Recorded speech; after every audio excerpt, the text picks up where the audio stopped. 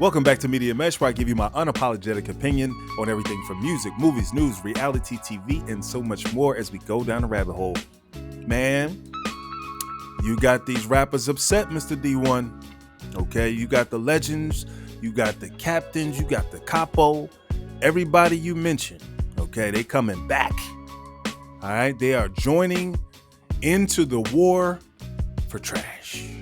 Oh yes, we about to get into the video. We're gonna hear what Mr. Jim Jones has to say. And I gotta keep it real. You know, if we're talking about music, yeah, definitely. Rick Ross, great songs, right? You know, everybody, loved the music, which of course gave them this opportunity and platform and the money to live the lifestyle that they live. But what we're talking about is so much deeper at this point, considering the state of affairs for people of color. Jim Jones is being ultra aggressive. This Negro is about 55 years old. Okay. And like, what is all this tough talk about? Like, I don't understand the aggression level that's being applied to DEE1. It's because he's a Christian pastor, because it's giving me that. It's giving, I know he's not about that life. He's not going to fight me. So I'm going to come on social media and pretend to be this tough guy. And I'm going to be slapping ninjas. You know what I'm saying? Or might send somebody after you, all this extra stuff. It's not even that deep.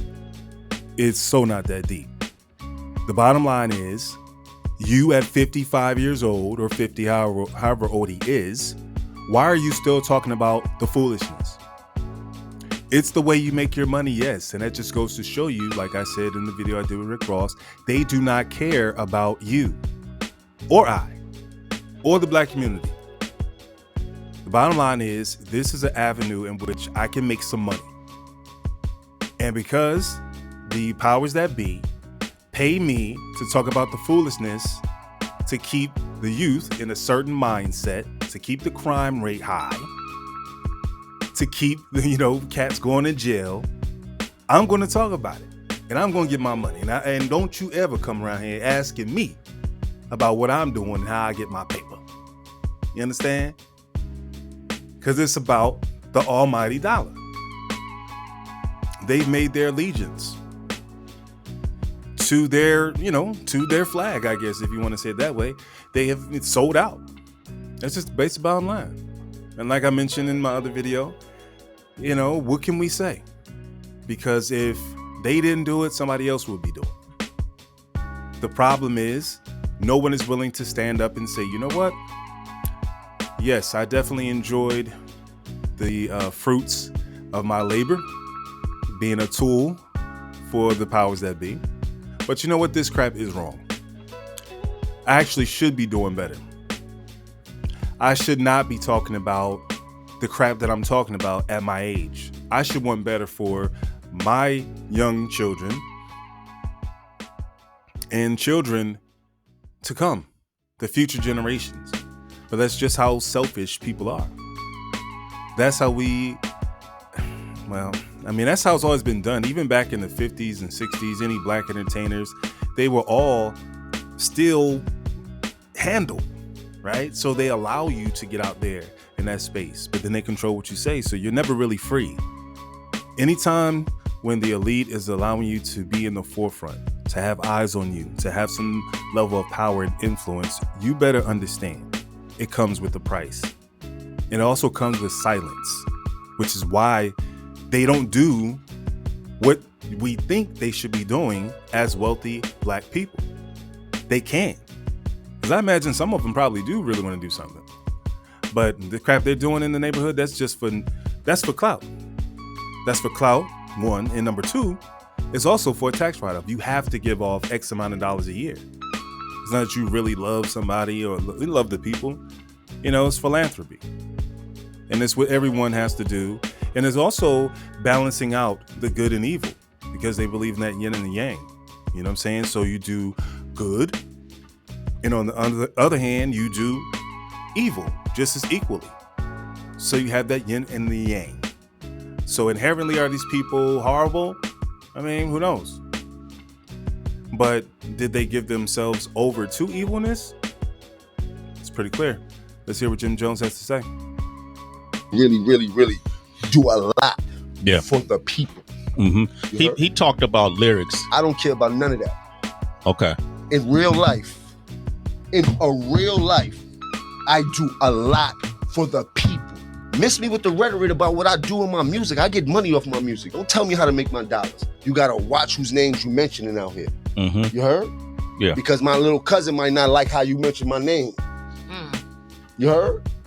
And then he might want to slap a dread out your head just because he don't understand that you using my name for fame, and he don't understand that. Yeah. There's a certain way to go about certain things when you're using certain people's name. When you do certain things, there's a reaction for every action. What's the best way? It's out now. It ain't no best way to have a conversation. He got to see me when he see me now. Okay. You heard? If he reached out, he had the chance. He could have reached out. That avenue of talking to me is out. That's out. You heard? I had the same conversation with Farrakhan. How did that go? He summoned me. For saying his name.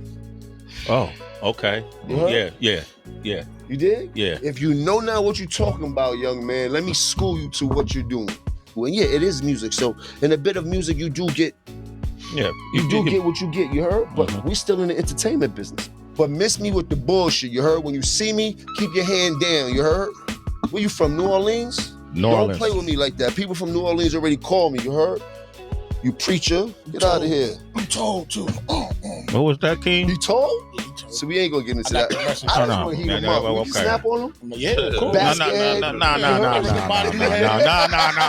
Look like you sell incense. We got other things we could go. But listen, I'll say this. You look like you sell chew sticks on 2/5 by the 4th train. Come on, let's not do that. Come on, Jim.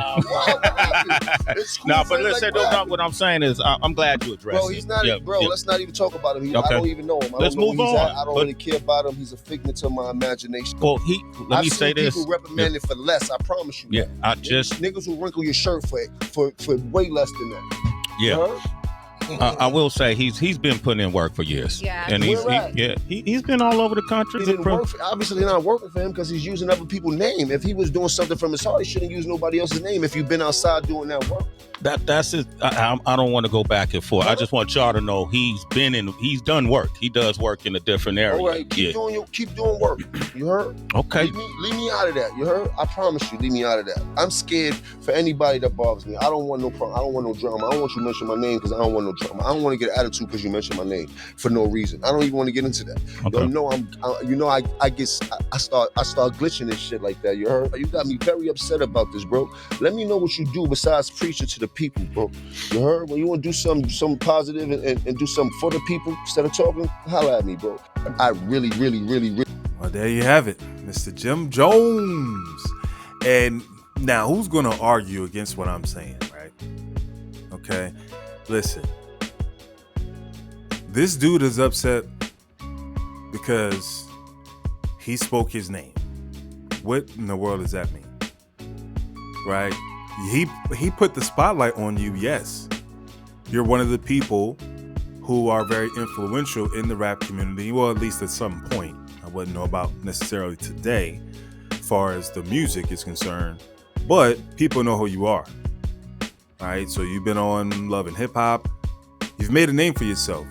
And, I will have to say he's definitely done well, considering, the start from just Dipset. Turned himself into a household name. And, of course, people have to make certain agreements. You have to align yourself with certain people to get certain things going on for you. So I get what he's saying. Don't knock my hustle because this is how I'm eating. And he's just going to be extra with him because he's a preacher, as he mentioned.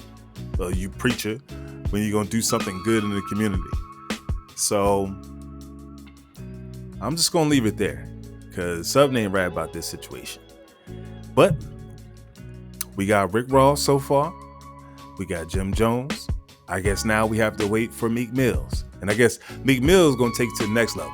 Because Jim Jones want to fight him or get him slapped up. So we'll see how Meek responds. And then if you look at Meek's lifestyle over the last couple of years, what is that saying? He's got caught out there with these other people, and I'm sure they have had their way. And you can take that however you want to take it. But we know that unfortunately too many of our brothers are being compromised for fame and fortune. You know, that's just how it works. You know, you have a gift or a talent or skill, and then on the flip side, you don't have any money.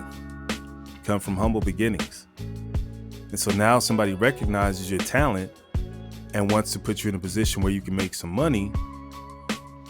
That's a lot to give up. You know what I mean? That is a sacrifice, especially if you ain't never had none. And now you have a chance for all your dreams to so-called come true. Who can look that in the face and say, nope, no thanks, I'll just keep living on the street. I'll just keep on keeping on.